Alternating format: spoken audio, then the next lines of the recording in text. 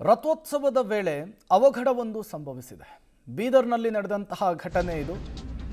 ರಥದ ಚಕ್ರಕ್ಕೆ ಇಬ್ಬರ ಕಾಲು ಸಿಲುಕಿ ಗಂಭೀರವಾಗಿ ಗಾಯಗೊಂಡಿರುವಂತಹ ಘಟನೆ ಇದು. ಶ್ರೀ ಬಸವೇಶ್ವರ ಜಾತ್ರಾ ಮಹೋತ್ಸವದಲ್ಲಿ ರಥೋತ್ಸವದಲ್ಲಿ ಈ ಅನಾಹುತ ಆಗ್ಬಿಟ್ಟಿದೆ. ಧನರಾಜ್ ಎಂಬುವರ ಎರಡು ಕಾಲು ಪಾಪ ಕಟ್ಟಾಗಿದೆಯಂತೆ. ರಿಷಬ್ ಎಂಬಾತನಿಗೆ ಗಂಭೀರವಾಗಿ ಗಾಯವಾಗಿದೆ ಅನ್ನೋದು ಗೊತ್ತಾಗ್ತಾ ಇದೆ. ಜನದಟ್ಟಣೆ ಹೆಚ್ಚಾದ ಹಿನ್ನೆಲೆಯಲ್ಲಿ ದುರಂತ ಆಗಿದೆ ಅನ್ನೋದು ಗೊತ್ತಾಗ್ತಿದೆ. ಗಾಯಾಳುಗಳಿಗೆ ಬಸವ ಕಲ್ಯಾಣ ಕಲಬುರಗಿ ಆಸ್ಪತ್ರೆಯಲ್ಲಿ ಚಿಕಿತ್ಸೆಯನ್ನು ಮುಂದುವರಿಸಲಾಗಿದೆ. ಬೀದರ್ನ ಜಾತ್ರಾ ಮಹೋತ್ಸವದಲ್ಲಾದಂತಹ ಅವಘಡ ಇದು.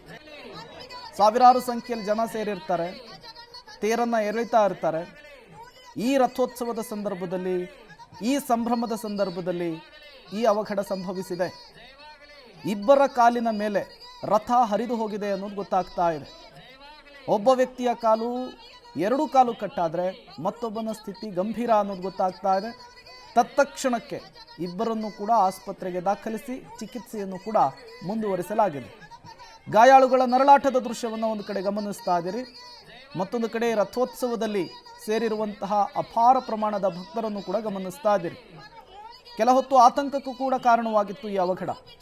ತತ್ಕ್ಷಣಕ್ಕೆ ಆಂಬ್ಯುಲೆನ್ಸ್ ಮೂಲಕ ಆಸ್ಪತ್ರೆಗೆ ಶಿಫ್ಟ್ ಮಾಡುವಂತಹ ಕೆಲಸ ಆಗಿದೆ.